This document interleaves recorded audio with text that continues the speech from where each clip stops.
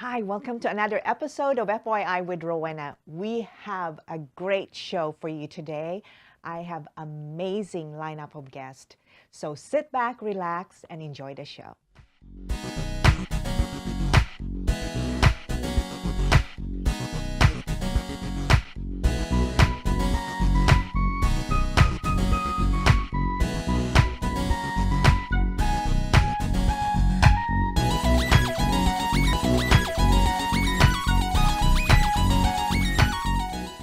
Mr. Horton was voted top 100 trial lawyers by National Trial Lawyers Association. He is in the who's who of lawyers and has been given an AV rating by Martindale-Hubbell. This rating involves Mr. Horton's peers giving him the highest legal and ethical standards. I am so happy that he's back. This is so exciting. I'm excited to be back. Thank you for having me. You look amazing. Right back at you. Look at you. You are stunning. You're like a model. You're like a male model. Thank you. Direct from GQ. Okay. Thank you so much. GQ You're too magazine. kind to me. Too kind. I appreciate you very much. So we're going to have so much fun today. Okay. I'm looking You don't forward know to the questions that I'm going to ask you. And what I want to do is I want the viewers to get to know you a little bit on a personal level. Okay. And if you're not working, how do you chill? Tell the viewers what you do, because I know you're a party animal, aren't you? Well, that's work. Work is I have to do event after event after event. But truly, if I have time off, I like to be with my girlfriend and her daughters, because my daughter went to college and I have a terrible empty nest, and she has three just beautiful, beautiful little girls. Her and her ex-husband have done a wonderful job raising them. Aww. And so I like to be with her and her children. That's amazing. Tell us about your daughter. My daughter's 19. She's going to college in Texas, and she's a rock star. She is the one. She is just the one. Very bright young lady. So she's got you wrapped around your fingers. Absolutely. Oh my God. That yeah, is I love girl. that. Oh my God. Well, I got empty nest. I raised her alone for 4.5 years, and she went off to school, and I twiddle my thumbs at night now just because I want my little girl. So the good news is, like I said, my girlfriend has just beautiful little girls, and I love spending time I see with it on them. Facebook all the time, and she's beautiful. They're good to me, and Rachel's good to me. I'm a very lucky boy. That's great. So if I was to look in your wallet, what will I find?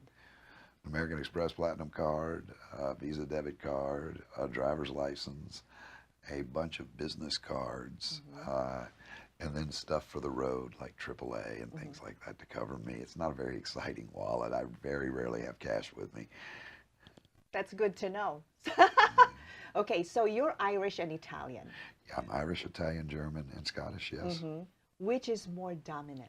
Definitely the Italian. The Italian. Yes. And so you prefer red wine than beer? No, I was brought up inside the culture that controlled me, because my grandma lived on the same street with her 5 sisters.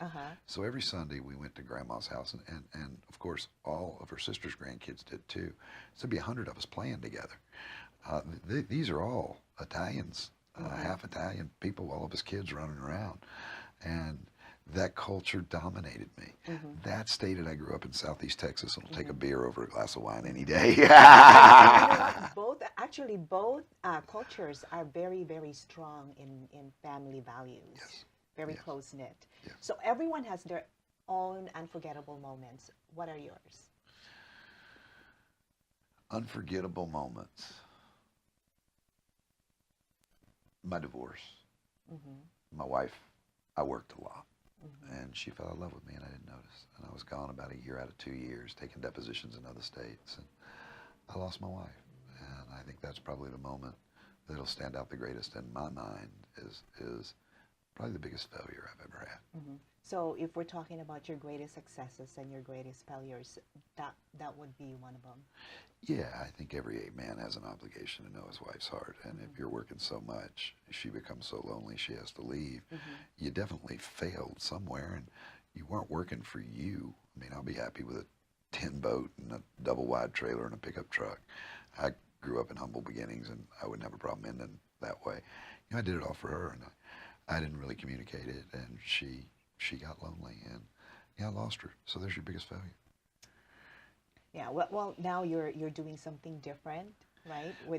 I mean, Oh, you're yeah. doing things Yeah, yeah. differently, Yeah, and, yeah. and I admire you so much because I see all your posts and I know you. I got to know you, and you're such a good person. And so, in a word, what is that word that best describes you? I hope a learner. I Very hope good. I learn from my errors, from others' errors. I hope I learn from what I do right and what others do right.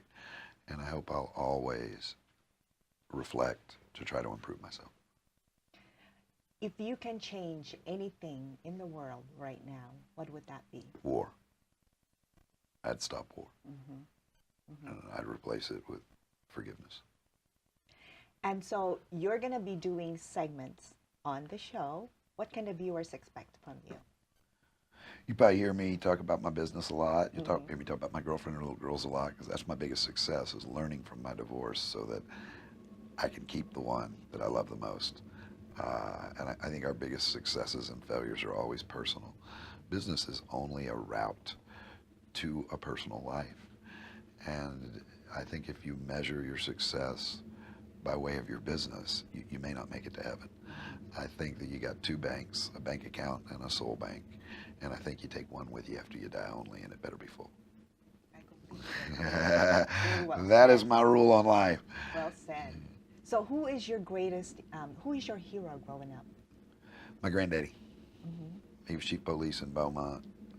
He arrested half the city council, the mayor, the chief of police, the assistant chief, and a lot of the Texas legislature for being on the take from the mob. And it's got to be hard to arrest Wow. your bosses. Uh-huh. And he did the right thing. And I think it's often the right thing to do is the most difficult thing. And a good man will still do it no matter how difficult it is, because it's the right thing. And I think that's what he taught me. And I don't think really anyone except maybe my daddy can reach that level of respect in my mind. Because my dad really worked hard for me and my brother growing up and made sure we had the things we needed in life and made a lot of sacrifices. And he was a doctor. That right? kind of love. Yeah, he became a doctor by having 3 jobs and then signing up for the United States Navy. And so they'd pay for school. And when he finished his school, they announced a little police action called Vietnam. So Dad probably made the biggest sacrifices of anyone in the world to get where he is. Wow. Yeah. That's amazing. Yeah. And I have a soft heart for people that I've served, you know, and because of the foundation that I have, and my brother was also a Gulf War veteran, so they're good men. Yeah, Those are good really men. good people. They sacrificed for their families. They sacrificed for people that weren't in their family because it was the right thing to do. Now, we talked about this on the last time that you were here, and you are your specialty is injury law. It is exclusively personal injury. Everybody, you know, you mentioned Dad's a doctor, my brother's a doctor. I know medicine because I grew up around it. Mom's a nurse, and I wanted to do something in the realm of that science. I also wanted to help people who didn't have the ability to help themselves, in other words, the poor. And I think personal injury lawyers, that's what we do. We take the shirt off our back and fund cases and give it to our brother so that maybe we can make their life whole. We fight the big major corporations as little people in little firms because it is the right thing to do, no matter how difficult it is. I think it's probably the most righteous way, with the exception of practicing medicine. I'll never take that from my dad.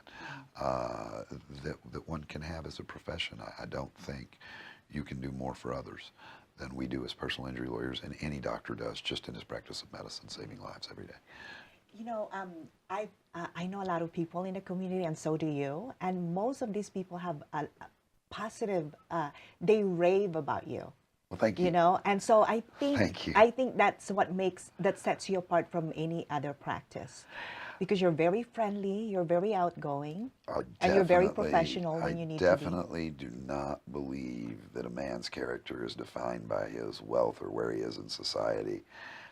My dad taught me as a very young man that if a man is practicing law or medicine to provide for his children, and another man is digging ditches to provide for his children, they're both great men behaving properly to provide for their children. So there's no difference between any of us other than some of us had advantages others didn't have. And I had those advantages. I'm not better than anybody else.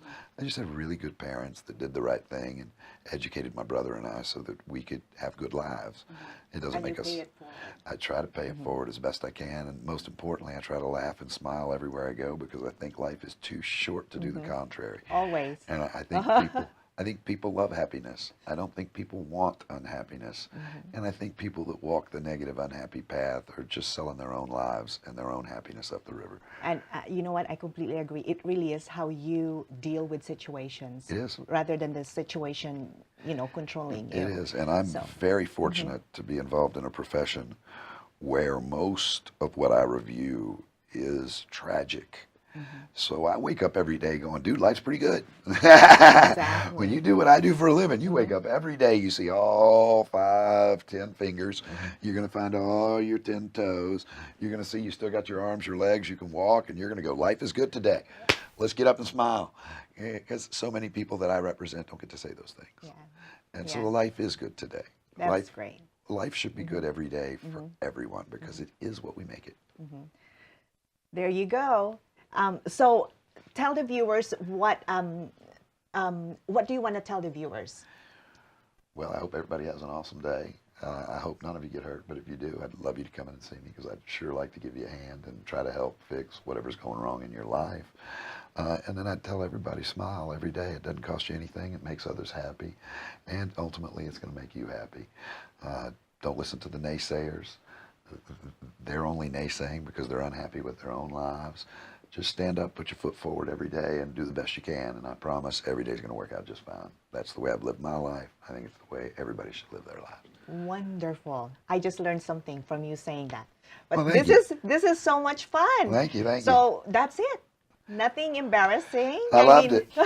I loved it. Looking forward to having you on the show. I cannot wait to be back. This was kind of neat. I've never had a personal interview before, and it was unique and a fun experience, and I appreciate you very much. Thank you. You are so awesome. You are too.